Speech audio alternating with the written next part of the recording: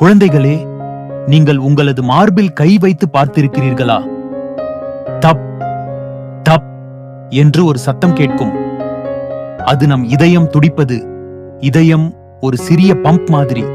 அது நம் உடலுக்கு இரத்தத்தை அனுப்பும் வேலை செய்கிறது. அந்த இரத்தத்தில்தான் ஆக்சிஜன், சத்துக்கள் இருக்கிறது.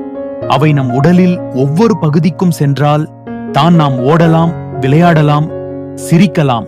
நாம் அமைதியாக இருந்தால் இதயம் மெதுவாக துடிக்கும். ஆனால் நாம் ஓடினால் அல்லது குதித்தால் அது வேகமாக துடிக்கும்.